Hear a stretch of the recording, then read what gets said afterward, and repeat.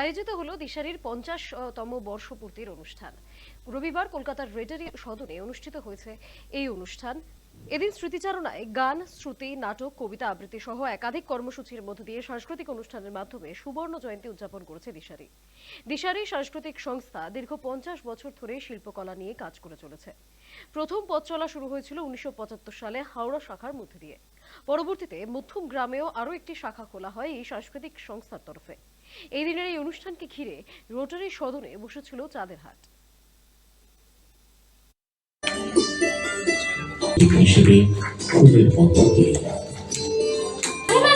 সেই বিশ্বাসকে ভেঙে খান খান করে দিতে চেয়েছে হারমাদের দল।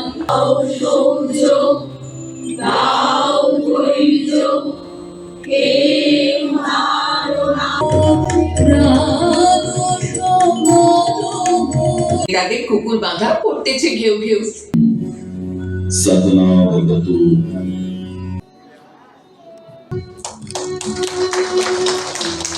আমার স্কুলে এক বাংলা টিচার বলেছিলেন যে ভীষণ ভালো কবিতা বলিস। সেটাই আমার পথ চলার শুরু। আমার বাবার এক বন্ধু ছিলেন, সে কাকু আজকে নেই, উনি আমাকে দেখাতেন। তার কাছে কিছুদিন শেখার পর তখন আমাদের আবৃত্তি নিয়ে একটা আন্দোলন হলো। তারপর সেই আন্দোলনে আমি কিছু বলেছিলাম যে আবৃত্তি স্বয়ংসম্পূর্ণ শিল্প হোক। তখন প্রশাসন আধিকারিক ছিলেন শঙ্কর মুখোপাধ্যায়। সেখানে গিয়ে আমার ভূগোলগুলোর সাথে আলাপ, ছন্দ মেরে কথার হাতে শিখি। তারপরে ওখান থেকে আমি প্রদীপ ঘোষের কাছে যাই। এইভাবেই চলে আসছে আমার প্রচণ্ড ভালোবাসার এই কবিতা। এর বাইরে আমার অস্তিত্ব নেই, আমি কোনো প্রচার নেই, কোনো কিছু। একদম রবীন্দ্রনাথের কথায় আমি নিচুতেই থাকি, নিচুতে। আজকে গান ছিল, শ্রুতি, নাটক, সমবেত আবৃত্তি, আমাদের যা পারফরমেন্স বাচ্চারা ছেলে মেয়েরা করেছে সেটাই। কত বছর হলো আজকে? আজকে 50-এ পড়েছি। 1975 সালে দিশারি পথ চলা শুরু হয়েছিল এবং হাওড়া শাখা প্রধানতভাবে তখন ছিল, এবং 1990 সালে মধ্যগ্রাম শাখা, সেটাও নয় করে প্রায় 35 বছর। তো এই সবের মধ্যে মানে যেটা বিশেষভাবে বলার যে দিশারি, আপনি যদি দেখেন যে ভাষ্যে দেবে দিশা, তো আমরা বরাবরই দিশারি কর্মকাণ্ডটা যে জিনিসপত্র নিয়ে কাজ করে সেটা হচ্ছে বাংলা সাহিত্যের প্রতি একটা দায়বদ্ধতার শিকড় গ্রথিত করতে। দিশারি ঘরানা থেকে বহু প্রথিতযশা মানুষ বেরিয়েছে যারা আজকে সমাজে সত্যি প্রকৃত অর্থে প্রথিতযশা।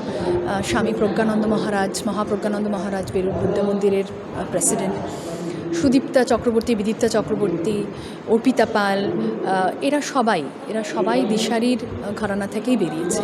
আমাদের পথ চলাটা নিবিড়ে, আমাদের পথ চলাটা যদি আপনার ঘরে ছোট ছোট বাচ্চাদের মধ্যে একটা ভালোবাসার, বাংলা ভাষার প্রতি একটা ভালোবাসার দায়ে আমরা দায়বদ্ধতা, একটা ভালোবাসা কোথাও গিয়ে গ্রথিত করতে পারি, সেটাই আমাদের সার্থকতা, সেটাই দিশারির সার্থকতা।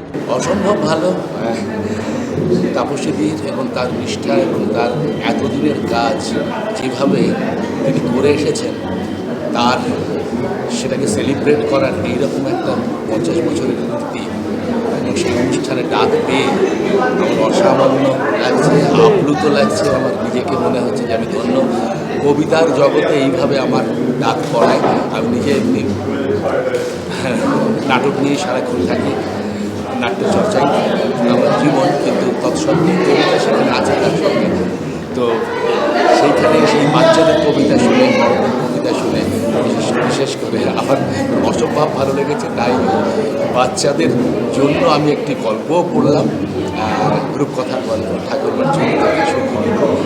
আর এই গল্পটা যে কেন পড়লাম সেটা ওই তারই একটু আগে বিজয়লক্ষ্মী বর্মন, বিজয়লক্ষ্মীদের কথা শুনে, বিখ্যাত নাট্য ব্যক্তিত্ব রবীন্দ্রার কথা শুনে, রবীন্দ্র গুহর কথা শুনে মনে হলো এইরকম একটা গল্প পড়লেও হয়তো ভালো লাগবে। তো বাচ্চাদেরও খুব ভালো লেগেছে, সঙ্গে বড়দেরও ভালো লেগেছে, এবং তার চেয়ে অনেক বেশি ভালো লেগেছে আমার এইখানে এসে। নমস্কার। দিশারির এই জয়যাত্রা যেন